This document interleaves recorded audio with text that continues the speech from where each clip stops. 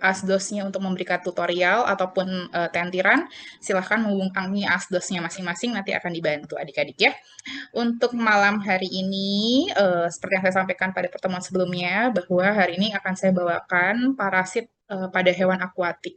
Jadi untuk hari ini sebenarnya nggak cuma ektoparasit aja, tapi ada sedikit endoparasit. Kenapa? Karena di endoparasit kemarin itu sudah sangat-sangat padat materi terkait yang istilahnya pada umumnya, sehingga akuatik itu endoparasitnya disempilkan di penyakit ektoparasit gitu ya, nggak apa-apa ya, karena nggak banyak gitu, tapi ini penting untuk adik-adik ketahui karena saat ini sudah cukup banyak klien-klien kita yang punya pet ataupun hewan di bidang akuatik, sehingga perlu adik-adik ketahui, jangan sampai nanti tertinggal gitu ya. Tapi kalau saya mungkin nggak terlalu banyak sih hari ini, saya pelan-pelan aja, nanti adik-adik bisa tanya di tengah-tengah kalau memang ternyata ada yang pengen ditanyakan ya. Oke, jadi yang pertama adik-adik, semua mungkin agak asing adik-adik dengar, mungkin di buku praktikum juga nggak ada, sehingga minta tolong dicermati lebih baik ya. Jadi adik-adik ada namanya ektoparasit Amylodium atau Oodinum. Sebenarnya paling sering kita dengar itu dengan Oodinum gitu ya. Nama penyakitnya pun juga namanya Oodinas, Oodiniosis, atau kadang itu yang orang-orang tambak itu ngomongnya itu adalah penyakit bloodroot gitu, atau bahasa Inggrisnya adalah velvet disease. Nah, ini adalah penyakit yang disebabkan oleh ektoparasit. Umumnya kalau misalnya adik-adik lihat itu bisa kita temukan baik pada ikan air tawar ataupun pada ikan air asin. Jadi ikan apapun itu bisa terinfeksi gitu ya. Umumnya parasit ini ada dilihat kayak bulat-bulat ini, itu bisa kita temukan di kulit, sirip, ataupun insang. Cuma adik-adik, biasanya kalau ektoparasit pada umumnya itu bisa kita lihat dengan mata. Kalau ini biasanya kita temukan dengan cara swab, baik itu dari kulit, insang, ataupun sirip. Kemudian nanti diletakkan di objek gelas dan diamati di bawah mikroskop pada perbesaran 400 kali gitu ya. Jadi agak sedikit berbeda dibandingkan ektoparasit yang umumnya adik-adik lihat beberapa minggu terakhir. Nah, kemudian ektoparasit ini nanti biasanya kalau di tubuh ikan itu biasanya seperti kayak debu atau kayak debris-debris bedak. Umumnya tuh warnanya kekuningan, coklat, atau keemasan. Jadi kalau adik lihat itu kayak bulu-bulu halus seperti bulu kayak velvet gitu ya. Nanti saya tunjukkan beberapa foto-fotonya, tanda-tanda klinis pada ikan itu seperti apa. Nah, biasanya bentukannya tuh kayak gini adik-adik ya. Jadi kayak pir gitu ya, piliform, kemudian dia juga tidak punya alat gerak, nggak punya silia. Kemudian dia itu kayak punya akar adik-adik ya, jadi seperti punya rhizoid gitu ya, yang nanti akarnya ini atau rhizoidnya ini yang digunakan untuk menempel pada hostnya.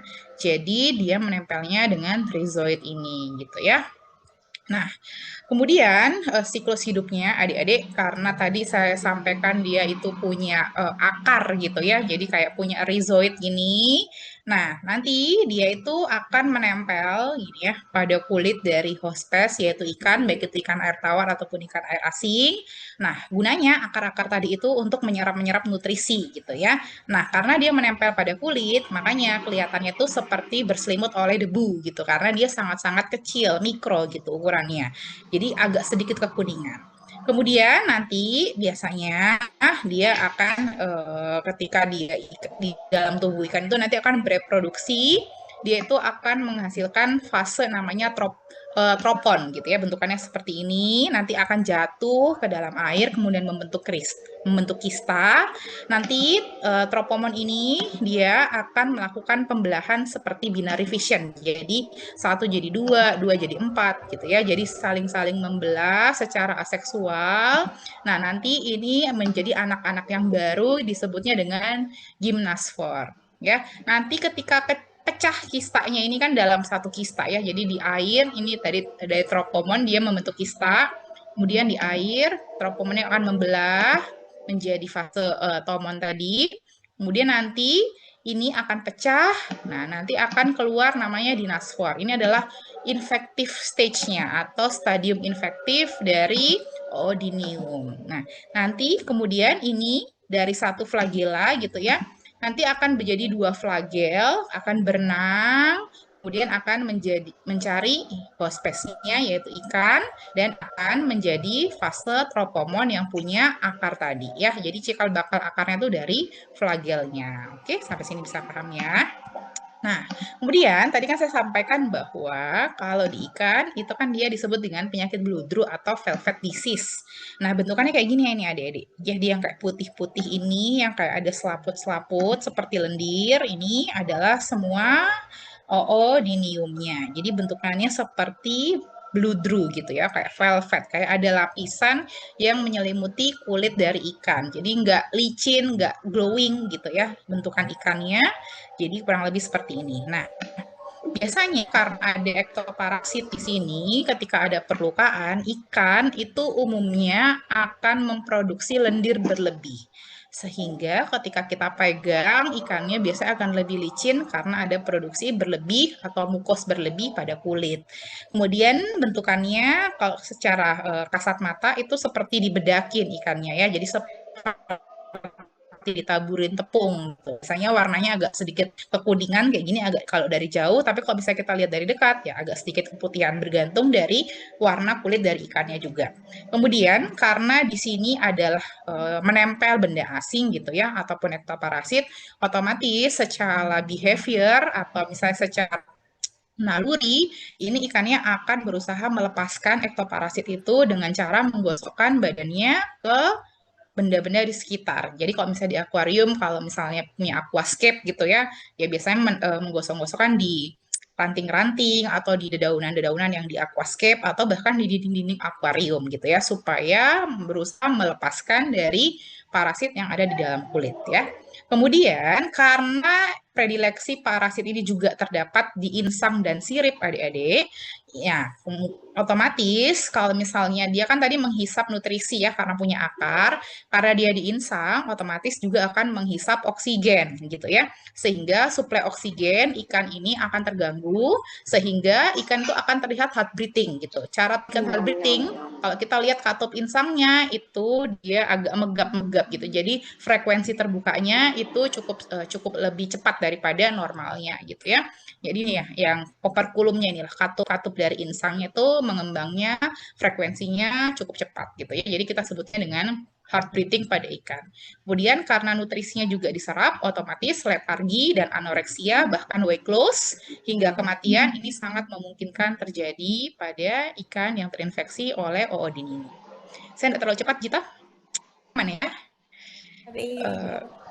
Ya, oke.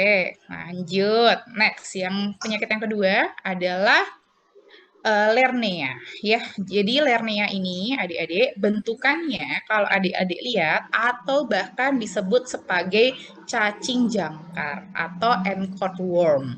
Tapi walaupun namanya dia adalah cacing, adik-adik, dia ini bukan cacing, masih tergolong dalam golongan krustasea atau ektoparasit yang umum kita temukan di laut gitu ya. Cuma namanya saja yang kita sebut dengan cacing jangkar atau angkor worm karena bentukannya sangat-sangat mirip dengan cacing. Nah, jangkarnya itu yang mana? Ini nih bentukannya seperti jangkar yang di area anteriornya, ini area posteriornya ini berupa kantung telur gitu ya. Jadi kalau yang ini adalah kaki-kakinya. Nah, umumnya ini adik, amat sangat sering kita temukan di ikan air tawar. Dulu, pas saya itu dulu mencari ini gitu ya, jadi saya keliling ke pasar-pasar ikan dan cukup banyak menemukan pada ikan maskoki atau pada ikan koi. Jadi kalau misalnya adik-adik nanti mungkin koas ataupun pengen tugas skripsi ini sangat-sangat mungkin karena saya cek siswa yang mengidentifikasi ini khususnya di Kota Makassar gitu ya. Jadi ini sangat bisa digunakan. Jadi ini adalah golongan krustasea ya, walaupun dia namanya adalah cacing. Nah, biasanya adik-adik dia ini tetap ada jantan dan betina. Namun yang bersifat parasit itu hanya betinanya. Nanti jantannya akan mati setelah kopulasi gitu ya. Jadi saya sampaikan di siklus hidup gitu ya. Jadi ini adalah cephalic horn atau jangkarnya, kemudian ada dinding-dindingnya. Nah inilah nanti yang menancap seperti jarum pada sirip-sirip ikan atau pada kulit ikan gitu ya. Kemudian ini adalah sepasang kantung telur. Nah, jadi siklus hidupnya kurang lebih seperti ini adik-adik ya. Jadi stadiumnya dia itu, jadi bentukannya gini. Kalau adik-adik lihat, dia itu kayak nancep gitu di siripnya. Jadi jangkarnya itu di sini, nyancep di kulit dari atau di sisik dari ikan. Kemudian nanti akan terlihat seperti rumbai-rumbai seperti jarum gitu ya. Jadi kita biasanya sebenarnya dengan cacing jarum atau anchor worm gitu ya. Nah, kemudian nanti ini dia telurnya ini akan pecah adik-adik. Ini kan ada kantung telur ya. Jadi kantong telurnya ini akan pecah, kemudian akan berenang bebas di air dengan nama larva neoklius. Nah, diterku gitu. Nah, diterku ada siapa anjir? Ada wadah, ada Nana. Tiba-tiba ada. Oke, ini kita nggak bisa mute ya. Oke, nggak apa-apa. Jadi larva neoklius. Jadi dia berenang bebas di air gitu ya. Ini tidak menempel pada ikan ya adik-adik ya. Jadi dia bebas di air, kemudian nanti larvanya itu akan berubah menjadi stadium cephaloid gitu ya. Jadi kalau misalnya adik-adik sering dengar di endoparasit stadium cecepot, nah ini bentukannya kurang lebih seperti ini. Jadi golongan-golongan krustasea. Jadi bentukannya itu seperti udang gitu ya. Nah, nanti inilah yang akan menempel gitu ya pada insang sementara gitu. Kemudian nanti dia akan kopulasi jantan dan betinanya. Nah, ketika kopulasi adik-adik, jadi bentukannya seperti udangnya dengan populasi. Dan setelah ikan itu mati, sedangkan betinanya nanti akan mengalami metamorfosis total gitu ya. Jadi bentukan seperti cecepot atau seperti udangnya ini udah nggak ada lagi, tapi berubah menjadi bentuk seperti cacing jarum atau cacing apa yang seperti cacing seperti ini. Jadi seperti anchored worm gitu. Jadi bentukannya berubah. Nah, inilah yang betinanya. Jadi yang stadium parasitiknya hanya yang betina ya. Jadi yang ada ditemukan pada ikan itu hanya betinanya saja. Sedangkan jantannya akan mati ketika ovulasi gitu ya. Nah, kemudian nanti ketika sudah menempel gitu ya, ketika pada masa metamorfosis, nanti dia akan memanjang, menancap di kulit dan menjadi permanen gitu ya. Jadi dia nggak bisa pindah-pindah. Jadi tapi pindahnya ke istilahnya ke ke ikan-ikan yang lain itu ketika kantong telurnya dilepaskan. Tapi ketika betinanya sudah menempel pada ikan, itu dia permanen. Jadi menjadi parasit permanen di situ ya. Sampai nanti dia akan memproduksi kantung telur dan melanjutkan siklus hidupnya. Nah, bentukannya adik-adik tanda klinisnya pada ikan kalau adik dilihat ini kayak gini nih. Jadi ini sangat-sangat jelas ya. Ini adalah kantung telurnya gitu ya. Kemudian ini adalah badannya. Nah, sedangkan tadi yang seperti jangkar itu kita nggak bisa lihat karena dia menempel pada siripnya. Nah, karena dia itu menempel adik-adik, pasti terjadi proses perdarahan atau hemoragi. Kenapa? Karena jaringannya rusak ya. Kalau misalnya jaringan rusak ada perdarahan, pasti terjadi proses peradangan gitu ya. Karena ada kondisi luka di situ, sel-sel radang akan ke situ semua dan pasti akan terjadi kemerahan. Jadi selalu diingat ya kalau misalnya proses peradangan itu warnanya pasti merah, kemudian bengkak, kemudian hemoragi. Jadi kalau misalnya di patologi ada kolor dolor kalau saya tidak salah ingat gitu ya. Itu adalah stadium fisiologis atau abnormalitas ketika terjadi proses peradangan gitu ya. Nah, biasanya terjadinya itu inflamasi tadi atau proses peradangan tadi hanya di titik-titik di mana parasit itu menempel. Jadi tidak di seluruh superficial dari kulit gitu. Jadi kalau misalnya adik-adik lihat ada kemerahan di situ ya kemungkinan ada something wrong di situ sehingga kemungkinan bisa kita korek lesinya di situ atau bisa kita amati lebih di situ ya. Kemudian karena terjadi proses peradangan di sini tadi saya sudah sampaikan kalau ikan kemungkinan besar pasti akan memproduksi lendir atau mukos berlebih. Jadi di area sini lendir dan mukosnya itu berlebih. Karena ini juga menempel pada sisik adik-adik dan menjadi peradangan, umumnya sisik yang area sini itu akan terlepas gitu ya. Jadi di area sini nggak punya sisik karena proses peradangan.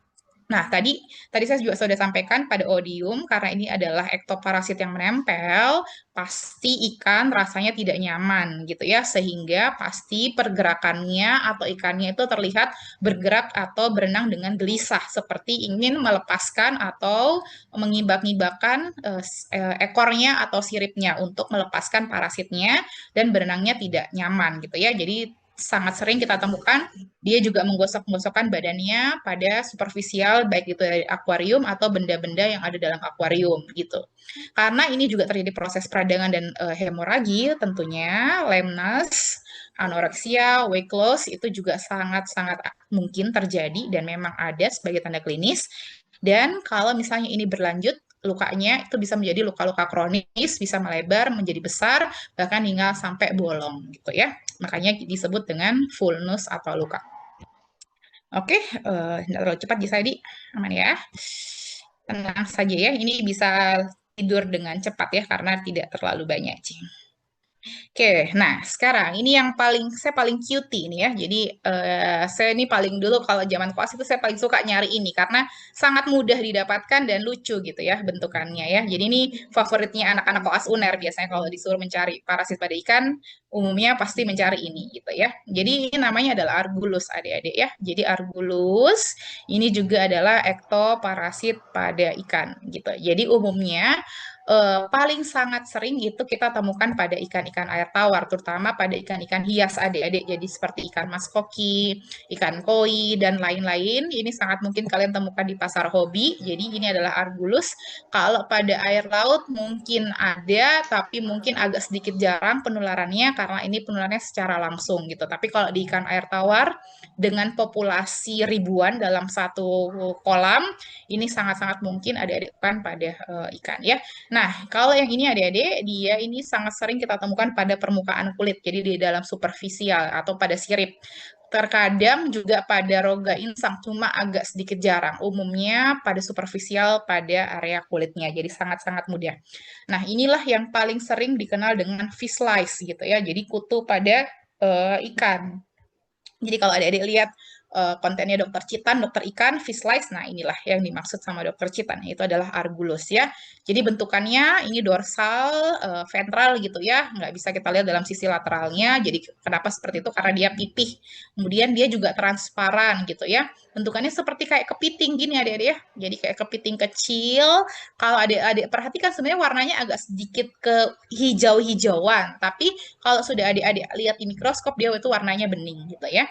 Bentukannya ini cukup besar adik-adik, tanpa kaca pembesar pun kita bisa lihat, sangat mudah untuk kita ketahui, dan dia itu juga bergerak aktif adik-adik pada ikan. Jadi itulah yang memudahkan kita untuk mengidentifikasi karena dia sangat motil gitu. Nah, jadi siklus hidupnya kurang lebih seperti ini adik-adik ya. Jadi pada host ini ya, nanti Argulus betina dewasa itu dia akan bertelur gitu ya. Jadi bertelurnya tuh bukan pada ikan, tapi pada dinding-dinding kolam, kemudian tanaman-tanaman air ataupun ornamen-ornamen yang diberikan di dalam akuarium gitu. Jadi nanti akan bertelur di situ, kemudian nanti telurnya ini akan menetas menjadi larva, namanya adalah Metanauplius, jadi larva bebas gitu ya. Nah, nanti larvanya ini yang akan berenang-berenang mencari host atau inangnya, yaitu adalah ikan air tawar. Kemudian nanti di hostnya akan menjadi stadium dewasa gitu ya. Nanti di dewasa ini akan menghisap darah gitu ya. Kemudian akan berpindah dari ikan satu ke ikan yang lain. Jadi transmisinya seperti itu, kemudian nanti akan bertelur dan selanjutnya gitu ya. Terutama kalau misalnya di dalam satu kolam kalau ada satu biasanya kena semua karena dia cukup motil dan cukup lincah berenang di air gitu. Nah, kemudian pada ikan jadi bentukannya kayak gini adik-adik. Jadi kayak cukup besar sekitar 5 sampai 10 mikrometer. Jadi bentuknya kayak gini. Jadi kalau adik-adik lihat di ikan tuh kayak hijau-hijau gini nih. Nah, jika hijau-hijau, bintik-bintik hijau, kalau diperbesar bentukannya seperti ini. Jadi ini sangat-sangat mudah kita temukan baik pada ikan koi, ikan mas koki, ataupun ikan hias sejenisnya gitu. Jadi kalau kelihatannya agak sedikit hijau gitu ya. Nah, ini juga kalau secara tanda klinis karena dia ektoparasit, jadi biasanya sama ada lendir pada kulit dari ikan. Kemudian ikan ini juga karena nggak nyaman, ya berenangnya jadinya tidak terkontrol, zigzag, itu kadang juga mengambang. Sama seperti ektoparasit yang lain, dia juga menggesek-gesekkan tubuhnya pada dinding-dinding akuarium dan lain-lain. Karena dia juga menghisap darah gitu ya. Jadi sehingga pasti akan menyebabkan kelemasan pada ikan atau lemnas, kurang nafsu makan, anoreksia, bahkan weight loss. Jadi yang tadinya ikannya gembul, gendut gitu ya, bisa menjadi kurus krempeng gitu. Karena dia juga bisa menghisap darah, adik-adik otomatis akan ada perlukaan di area superficial dari kulit, sehingga tidak jarang atau sangat umum kita temukan adanya perdarahan dan juga luka pada kulit-kulit atau superficial dari ikan gitu. Sampai sini ada yang bertanyakan? Atau saya terlalu cepat? Tapi dok, saya izin bertanya dok. Iya, siapa tuh Eh, namanya boleh di... Ya, tapi dok, silakan deh. kan nama saya Risa Penggalo dok. Mungkin dok saya tadi kurang mendengar di bagian Lernea SPP dok. Kan tadi itu dokter bilang pas kopulasi itu jantannya akan mati dok. Sementara untuk betinanya akan melanjutkan metamorfosisnya dok. Untuk jantannya sendiri dok itu kenapa bisa langsung mati dok? Apakah dia tenaganya sudah langsung habis atau bagaimana dok sehingga dia bisa mati pas kopulasi dok? Kalau itu biasanya saya nggak bisa jelaskan juga ya kalau dalam artian secara fisiologis badannya itu seperti apa. Tapi dalam literatur itu disebutkan memang bahwa jantannya itu akan mati. Jadi biasanya itu adalah fisiologis dari tubuh adik. Jadi memang jantannya ya sampai situ. Sama contoh kayak misalnya Sarcoptes cabiai gitu. Dia satu kali kopulasi betinanya bisa menghasilkan telur seumur hidup. Nah itu memang siklus hidupnya seperti itu. Tapi kalau misalnya dijelaskan kenapa bisa mati, saya juga bisa jelaskan secara detail, secara biokimianya seperti apa. Cuma kalau secara siklus hidup, biasanya fisiologisnya memang seperti itu. Pasti akan ada respon dalam tubuh, entah itu mengkode sandi apa supaya dia mati gitu. Tapi memang dia setelah kopulasi akan mati, dan yang bersifat sebagai parasitik adalah betinanya gitu. Kalau di literatur seperti itu. Tapi kalau misalnya kamu mencari kenapa dia bisa mati, ya silahkan nanti S2 dikaji secara biomolekuler gitu ya. Terima kasih dok. Ya, gitu. Kurang lebih ya. Tapi kalau S1 cukup tahu sampai situ ya. Oke, sampai sini cukup jelas. Sebelum saya lanjutkan, cukup jelas ya. Nah, itu tadi adalah ektoparasit adik-adik ya. Jadi hanya 3 saja yang umum atau yang perlu adik-adik ketahui untuk di ikan ya. Yang selanjutnya yang saya akan jelaskan adalah protozoa dan juga cacing yang umum kita temukan pada ikan ya. Jadi kita move ini ya, nggak bisa move on dari endoparasit ya. Jadi sedikit tuh saya jelaskan. Nah, yang pertama adik-adik ada protozoa yang kita sebut dengan ini agak susah ya, Ichthyopyrius multifilis gitu ya. Ini adalah protozoa yang ada pada ikan air tawar ya. Predileksinya kalau di ikan ya biasa kok bukan kulit, sirip ataupun insang. Kalau adik-adik perhatikan bentukannya seperti kista balantidium gitu ya. Nah, ini adalah penyebab penyakit dari white spot disease. White spot disease adalah penyakit yang amat sangat ditakuti oleh peternak atau pembudidaya ikan.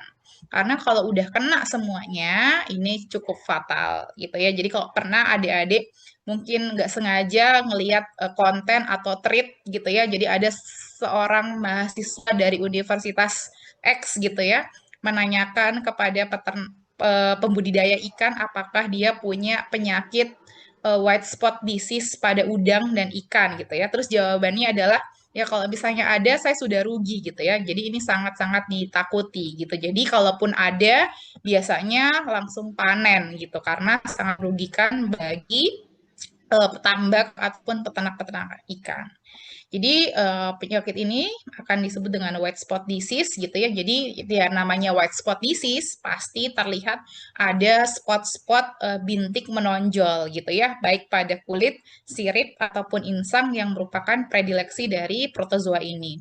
Bentukannya adik-adik, kalau adik lihat ini sangat mirip sekali dengan endoparasit Balantidium terutama pada stadium kista. Kemudian dia juga mempunyai silia sama ya. Jadi ini tergolong dalam siliata juga sama sama seperti Balantidium, cuma ada bedanya. Kalau makronukleusnya Balantidium itu bulat, kalau makronukleusnya protozoa ini seperti tapal kuda. Gini ya. Jadi bentukannya adalah C-shape dan ini adalah bentukan khasnya. Jadi kalau ada yang mengidentifikasi ini, cukup kalau menemukan bentukan C-shape atau seperti tapal kuda ini, nah ini adalah makronukleus dari protozoa ini gitu ya.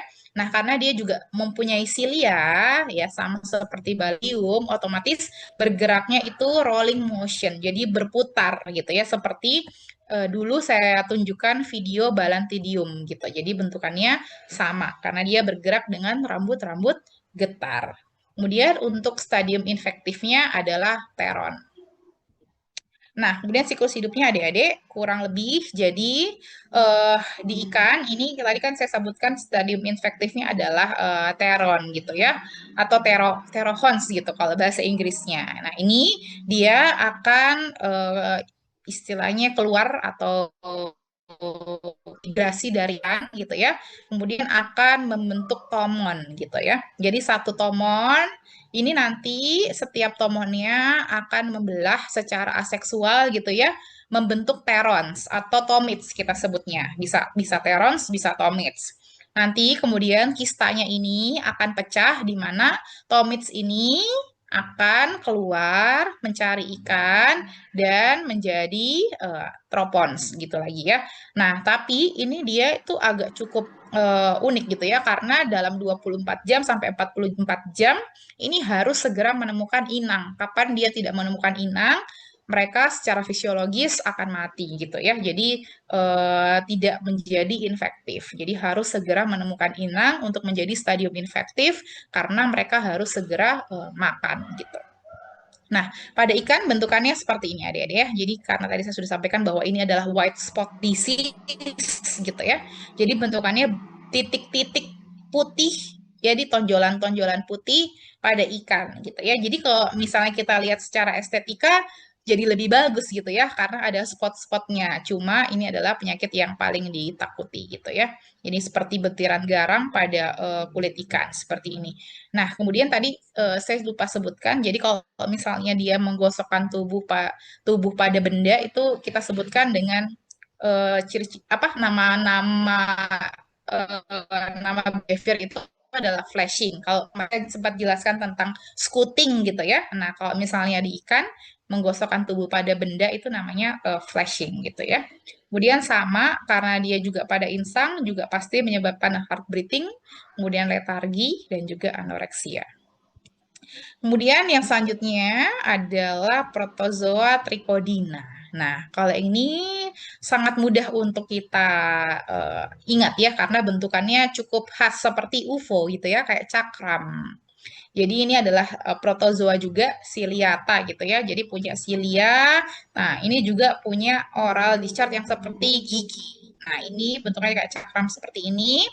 Ini sangat mudah kita temukan pada ikan air tawar ataupun ikan air laut gitu ya. Kalau kemarin pernah baca tulisannya Dr. Ardin menemukan ini pada ikan hiu hanya di swab saja kita bisa temukan. Dan ini kalau misalnya adik-adik pengen cari tahu juga cukup novelty-nya juga cukup tinggi karena masih sedikit fat yang melaporkan tentang protozoa ini. Jadi kalau misalnya mau ada topik skripsi bisa-bisa banget ya.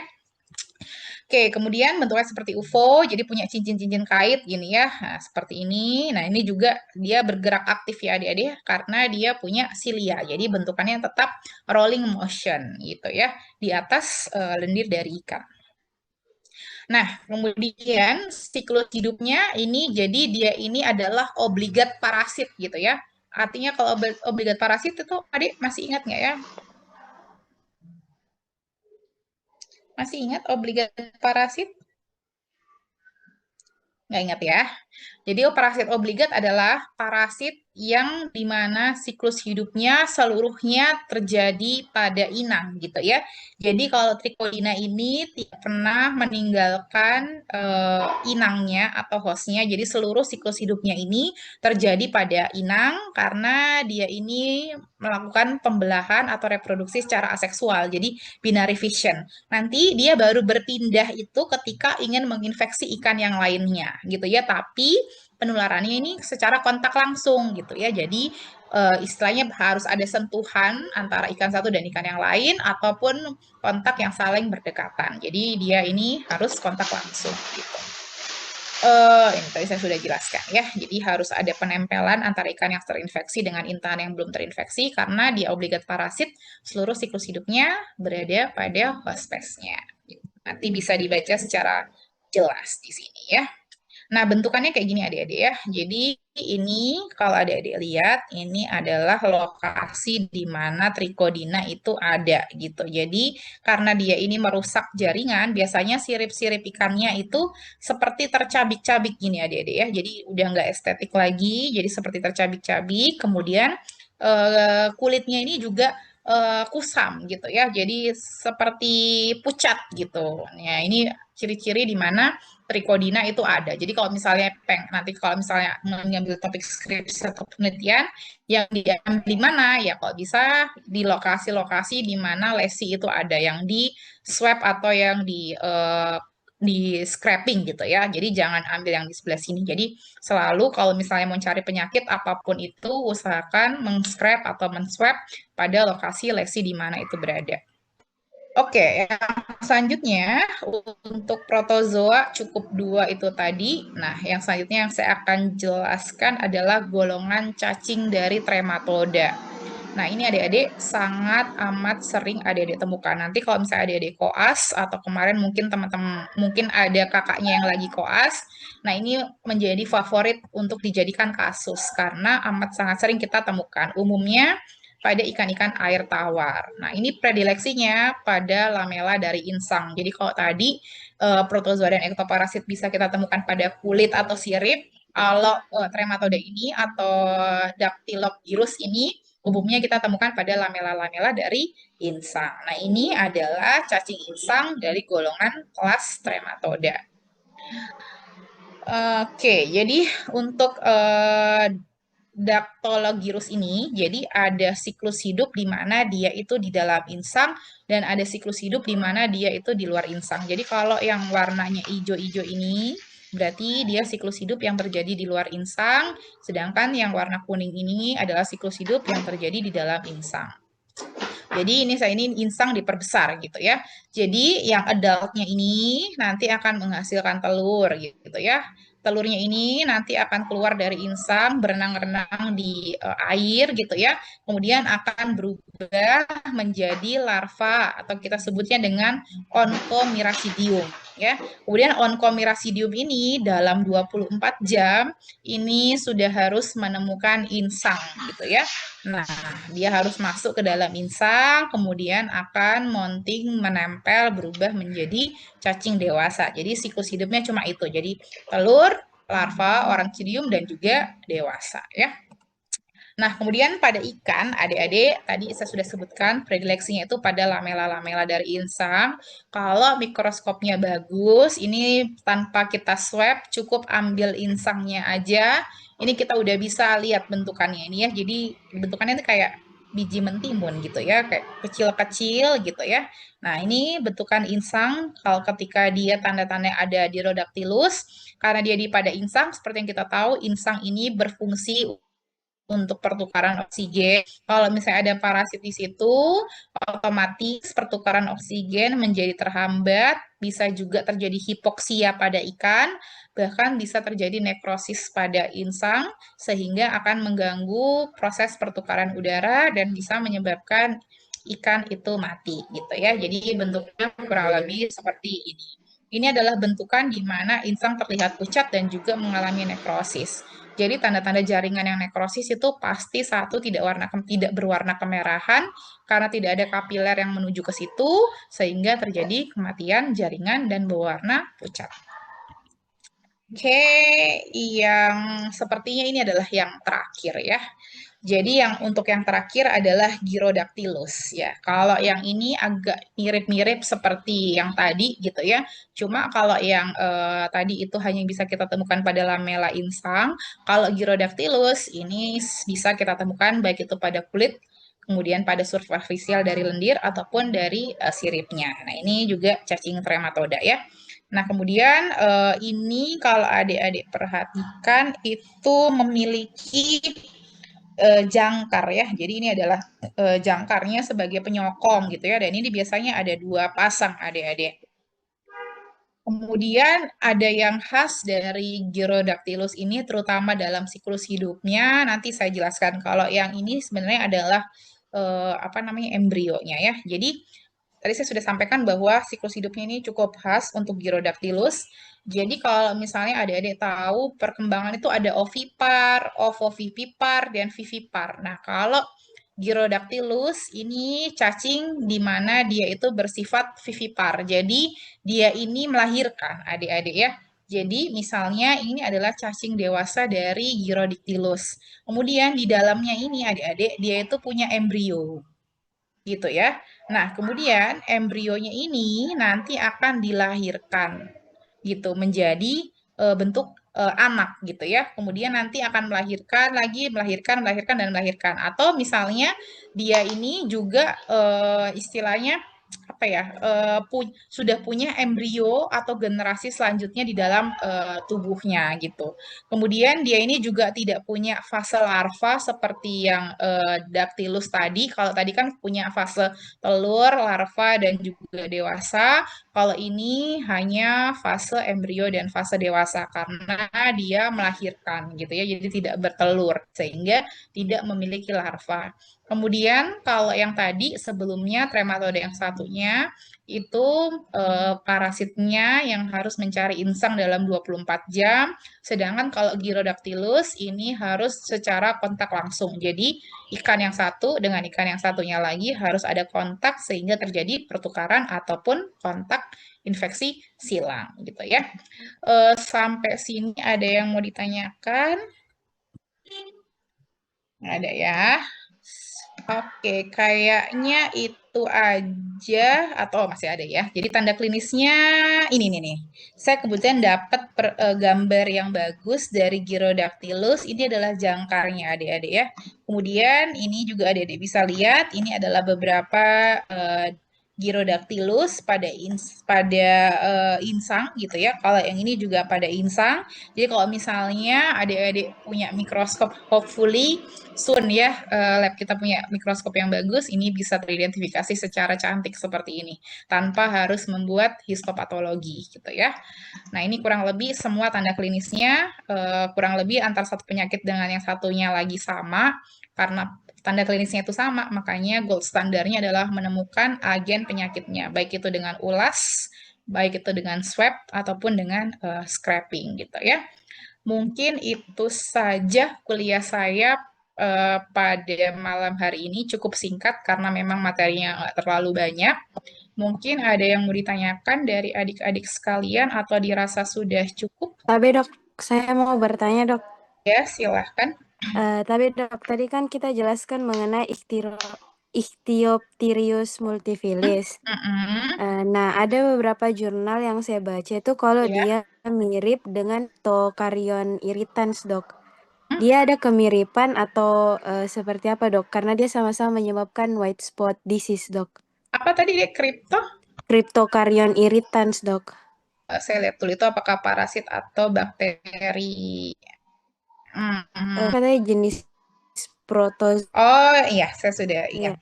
Jadi Cryptocarya irritans itu dia sebenarnya kalau misalnya ini itu adalah yang di air tawar, adik. Sedangkan yang kalau kripto itu dia mostly itu di marines, jadi di ikan air laut.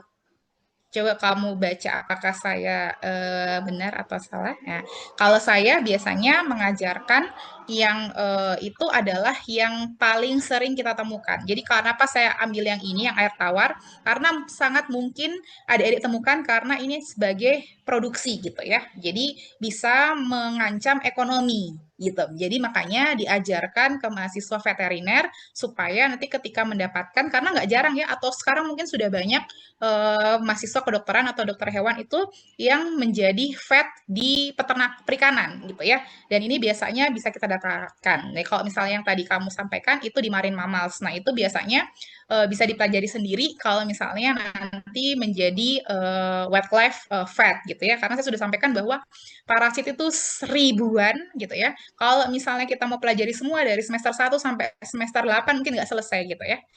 Jadi makanya kita pilih-pilih mana yang dia mengancam ekonomi gitu ya. Tapi nice info Dek Masita supaya teman-temannya juga tahu. Terima kasih ya.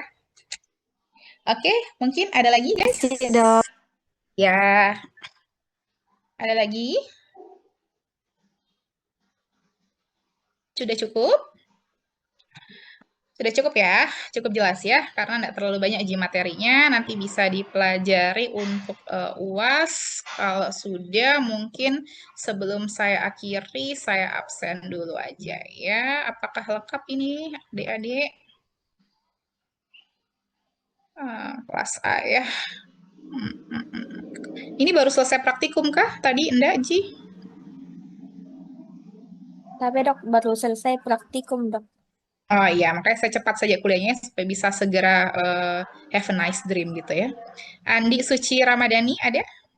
Tapi hadir, Dok. Agatha? Ada di Agatha?